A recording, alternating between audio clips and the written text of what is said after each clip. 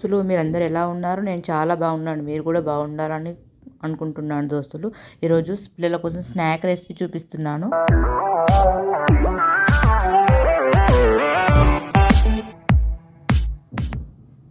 Welcome back to masalaskitchen. ఈరోజు పిల్లలకి ఎంతో ఇష్టమైన కొత్త రకం చిప్స్, బియ్యం పిండితోని రైస్ ఫ్లోర్తోని రైస్ నాచో చిప్స్ తయారు చేయబోతున్నాను. ఒక కప్పు రైస్ ఫ్లోర్ తీసుకున్నాను.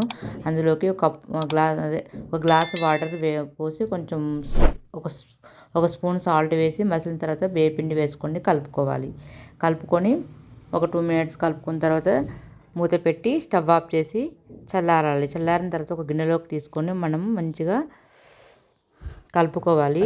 చపాతీ ముద్దలాగా కలుపుకొని కొంచెం పొడి పిండి వేసుకుంటూ చపాతీలాగా ఒత్తుకొని మనకు ఎలాంటి షేప్ కావాలంటే అలాంటి షేపు కట్ చేసేసుకోవచ్చు. ఇలా తాల్చుకొని సైడ్లకు ఎడ్జ్లకు కట్ చేసుకోవాలి. ఈక్వల్ 4 sides కట్ చేసుకొని స్పూన్తో ఇలా ఘాట్లు పెట్టేసి మనకి ఎలాంటి షేప్ కావాలంటే అలాంటి షేప్ కట్ చేసుకోవచ్చు. యువర్ చాయిస్ దోస్తులు. పిల్లలు స్కూల్ నుండి రాగానే ఇలాంటి వెరైటీగా స్నాక్స్ చేసి పెట్టారనుకో ఇష్టంగా తింటారనమాట. ఇది తొందరగా కూడా 5-10 minutesలో అయిపోతుంది. ఈ స్నాక్స్ చాలా బాగుంటాయి. పిల్లలకు వచ్చినాక స్నాక్స్ ఇలా చేసి ఇవ్వచ్చు. వాళ్ళకు లంచ్ బాక్స్లోకి కూడా స్నాక్స్ కూడా పెట్టచ్చు. చాలా బాగుంటాయి. ఇవి 1 month వరకు స్టోర్ చేసుకోవచ్చు. ఈ చిప్స్ చాలా బాగుంటాయి.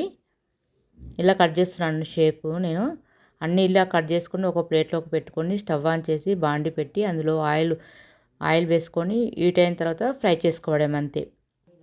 అన్నీ ఇలా ఒక ప్లేట్లోకి తీసుకున్నాను. అన్నీ ఇలా చేసుకొని పెట్టుకోవాలి. మళ్ళీ ఇంకొంచెం పిండి ఉంది, తాల్చుకొని ఎడ్జ్లో కట్ చేసేసుకొని స్పూన్తో ఇలా ఘాట్లు పెట్టేసుకొని ఏ షేప్ కావాలంటే ఆ షేపు కట్ చేసేసుకొని నేను అన్నీ ఇలాంటి షేపే కట్ చేసేసుకున్నాను. ట్రయాంగిల్ షేప్లా కట్ చేసేసుకున్నాను. ఇలా కట్ చేసుకోవాలి. ఇవి 1 month వరకు స్టోర్ చేసుకోవచ్చు. 1 month వరకు స్టోర్ చేసుకొని తినవచ్చు హ్యాపీగా. అన్నీ ఒక ప్లేట్లోకి చేసుకొని ఇలా పెట్టేసుకున్నాను. ఇప్పుడు స్టవ్ ఆన్ చేసి బాండి పెట్టి ఆయిల్ వేసుకొని ఆయిల్ ఈటెక్కిన తర్వాత మనం రెడీ చేసుకున్న చిప్స్ వేసుకొని గోల్డెన్ బ్రౌన్ కలర్ వచ్చే వరకు ఫ్రై చేసుకుంటే సరిపోతుంది.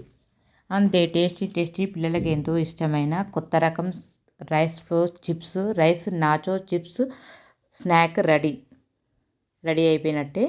ఫ్రై అయిపోయినాయి. మనము ఒక ప్లేట్లోకి తీసేసుకుందాము. చాలా బాగా పొంగుతున్నాయి. మినీ సమోసా లాగా ఉన్నాయి కదా ఫ్రెండ్స్.